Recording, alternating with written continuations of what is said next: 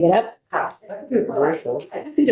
Oh, hi, welcome everybody. I don't know what today is. It is May 20th. May 20th. We are just here to hear an amendment that's coming on S-197 proposed by some members over in Ways and Means after they did their walkthrough of this bill the other day. And I think I'd start with Nolan, if you want to sort of tell us why we're doing this, Sure, actually, Jen, if you want, can you pull up, or why we should consider this.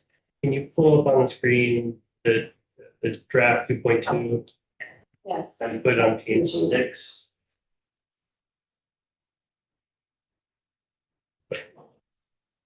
So there is a draft 2.2 of the amendment. This was the bill that you passed. Oh, okay, Bill, we I'm gonna passed. show you why Okay, Yes. Okay.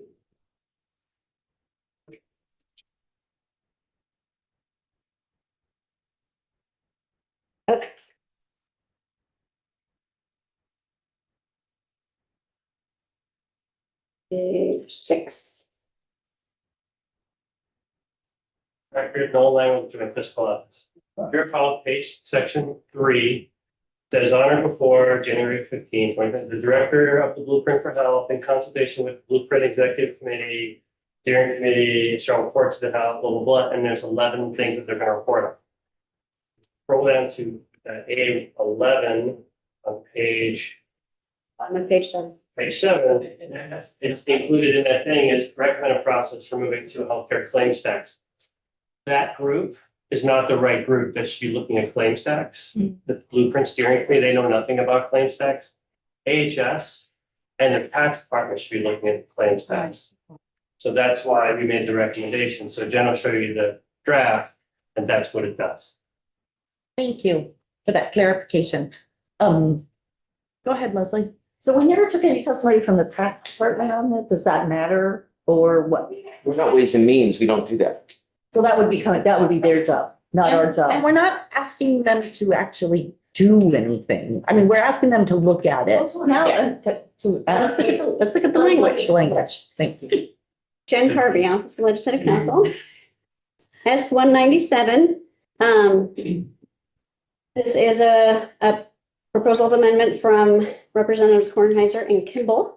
And they would, first, it's just the kind of technical stuff of making your list go from, end with an and the last one between 9 and 10 instead of 10 and 11, and striking out subdivision 11, that one no one just showed you in its entirety, and then adding a new section 3A, funding for the Blueprint healthcare claims tax. This would have by January 15th, the Agency of Human Services, in consultation with the Department of Taxes, recommend to this committee, the committee across the hall, and your Senate counterparts, a process by which funding for the Blueprint may be transitioned from the mechanisms established in the current Blueprint subchapter to the healthcare claims tax established in its chapter, as identified in the report that the director of the Blueprint submitted to the General Assembly in accordance with the 2023 Act 51. And it says the agency's recommendations shall include any modifications to the tax rates established in the existing claims tax that would be necessary to fully support the operation of the Blueprint as amended by Section 2 of this Act, and a potential timeline for implementation. So we're taking it away from the Blueprint Steering Committee and we're giving it to. It was the director, it's the Blueprint in collaboration with, and then now it's AHS in consultation with the Department of Taxes. Okay.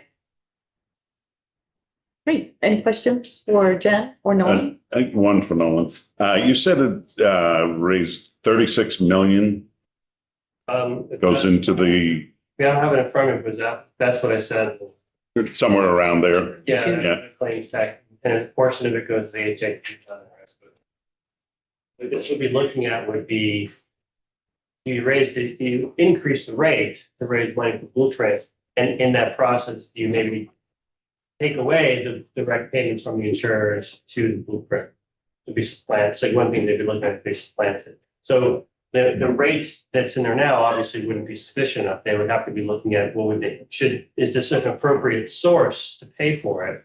And if so, how much would they need to increase the rate to get there? I'm sorry, what's the other portion goes to, So it's a 0.999% tax on claims. right? 0.199% goes to the Health Information Technology Fund, Yeah, that's what, and the rest goes to the general fund. all right, perfect. So this Thank you. wouldn't be taking the money out of that, it would be, is looking at it as a source, is it an appropriate source to be funding Blueprint in lieu of the current funding source?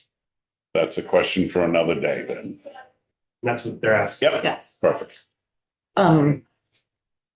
Brian, Do we know what the fiscal impact is of having the Agency of Human Services write this report? I did not ask them, but I would suspect it would be de minimis. Can you say that again? and there was I mean, no de report minimis, or is that what I heard? recommendation. We don't hear Okay. that often. And they That's don't know good, that, you they suspect. don't know about this language yet. But I Okay, don't think it's not the kind of thing that they would need to hire consultants for. It's the kind of work that I know is within their capacity to do it, because I've done it with them. And it's not a report, it's that they come back with their recommend. I mean, I always put report in the section heading so we can keep track of what that's comes fine. back to the legislature, but it is recommendations, which may be in a flexible One form. more, and then Leslie had a question. It's a question for the committee, not Nolan or Jen, so I can wait, but I want to make sure I get it in before we leave. So you can decide if that's now or after, Leslie. Go ahead, My Leslie. question is about, is there an actual loss to the general fund that appropriation is going to be worth of the 0.8%? No, because first of all, it's a recommendation. Well, And let's say it passed or whatever. then it would be part of the budget construct of, would you increase, you wouldn't be taking any money away from the current fund. The question is, would you increase the tax further in lieu of how the insurance companies are already paying Blueprint? And the impact on the general, we would look at just the It whole. wouldn't impact the general fund, except unless, of course, the money went to.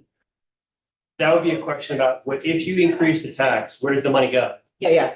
Does it go to general fund, does it go to special fund, does it go someplace So else? you reallocate your percents. You would change the Change your percentage. percent. That's, yeah, that would. That's what we're asking that's them not the to right look word, at but- is That's one of the. modifications to the tax rates. Okay, these percent, I'm looking at these percents, so, okay, Yeah, I think I you would would- increase. yeah. This is just having them look at potentially funding the Blueprint through a claims tax, which all insurers pay a claims tax, as opposed to now all payers, not all payers, some payers pay into the Blueprint. So it's, and there was this report, and they have recommendations in that report from 2023, Act 51. Around this, because we have had them look at this before. All right, Brian, do you want to ask your last? Yeah, We well- do have to get to the floor. They only scheduled 5 minutes for this. Yeah, just that if we're already asking the Agency of Human Services to do this, why not add something and ask them to also tell us how the claims tax might support public financing of universal primary care? Because it's like they would just be taking the same set of numbers that they're looking at and calculate another number, and it could be in the same report. They would need to know the cost of universal Yes. primary care, which means it would need to be developed before they could cost out what the claims tax rates would be.